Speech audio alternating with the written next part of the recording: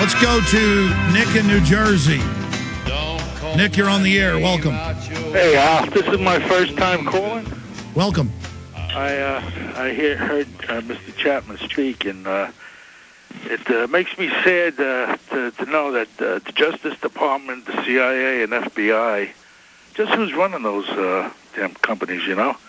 And I was in that march when we went down to Washington, D.C., and all of these buildings were on the same street, and if I had a paper and pencil, I would have put signs up, for sale, for rent, out of business, bank sale. You know what I mean? Those buildings are right out there, right on the corner. Well, that's what tyranny is. Well, that's what tyranny is. It's when criminal interests come in, get control of your government, and start robbing you. And it happens everywhere else on the planet. It's happening here. We better grow up and admit it and tell these people, stop it, and start bringing them to justice, because they're not going to quit until we grow a backbone. Bob Chapman. That's the way to do it, and that's why we're getting the word out, and that's why you're going to Washington and letting them know that you don't agree with what's going on. They had that march on Thursday. It appeared in none of the major media. Except for them calling them racist. It had nothing to do with race. Right. They don't want government-run health care. You know, they can't run cash for clunkers. They can't run this. And that's being nice to them. Nick, good to hear from you. How do they think they're going to get away with that? Because it's a non sequitur. It has nothing to do with what they were doing. I mean, stupid. I'm talking about the government and the media and saying those things. It's amazing. Let's talk to Arnold in California. Arnold, welcome. Yes, thank you, Alex. Thank you so much for having me on. First-time caller. I've been listening to you for a long time. And here's something that I quite don't understand. It seems like the CIA seems to be more connected in doing business outside of the U.S.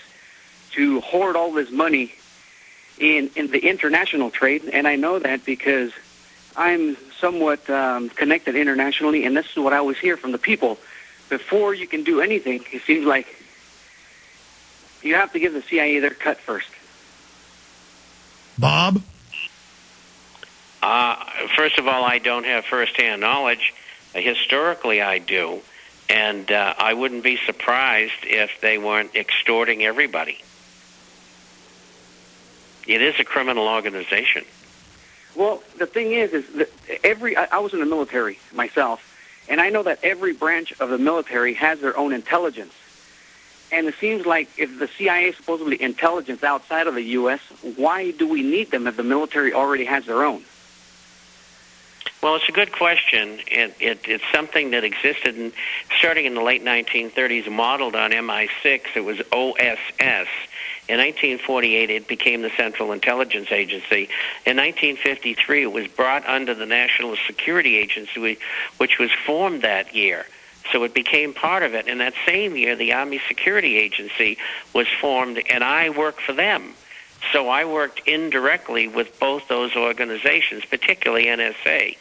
And so the CIA exists probably so that Wall Street and others can run the opium trade and extort money from people and pull scams like Madoff and the Nugan Hand episode and things like that. I mean, these guys are top criminals.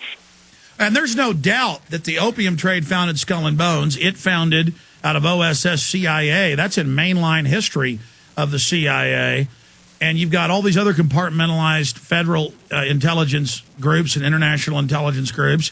And there's a lot of good people that work for them, but they're all compartmentalized, doing a separate job that isn't part of the criminal hierarchy. Bob Chapman, we're going to let you go. TheInternationalForecaster.com. People get a free trial subscription. Your new issue comes out every Saturday. It comes out twice a week. It's always great having you on with us, and I really appreciate you spending time with us today, Bob. Well, I thank you, and thanks everybody for listening, and I'll be here next week. Bye-bye. Take care. There he goes. I'm Alex Jones with Infowars.com.